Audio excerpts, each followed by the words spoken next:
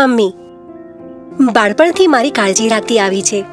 ક્યારેક મારી best friend બનીને, ક્યારેક પર્સનલ શોપર, તો ક્યારેક મારી ફિલોસોફર. ક્યારેક થોડી સ્ટ્રિક્ટ થઈ જાય છે, પણ આમ તો ઘણી સ્વીટ છે. કદાચ એટલે જ એની ડાયાબિટીસ છે.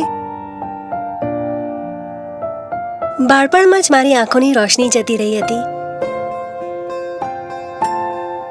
ત્યારથી મારી પરવા કરતા કરતા મમ્મી પોતાની કાળજી લેવાનું ભૂલી ગઈ. એમના કેલેન્ડરમાં કોઈ બર્થડેઝ અથવા એનિવર્સરીઝ નથી, બસ મારા ઇવેન્ટ્સ અને મારી અપોઇન્ટમેન્ટ્સ.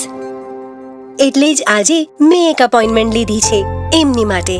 ડાયાબિટીસથી આંખોની રોશની જતી રહેવાનું જોખમ હોઈ શકે છે, જેને ડાયાબિટીક રેટિનોપેથી કહે છે. આંખોની રોશની જતી રહેવાનો અર્થ શું થાય છે એ મારાથી સારું કોણ સમજે છે? પણ વાર્ષિક આઈ ચેકઅપથી આ ખતરો ટાળી શકાય છે.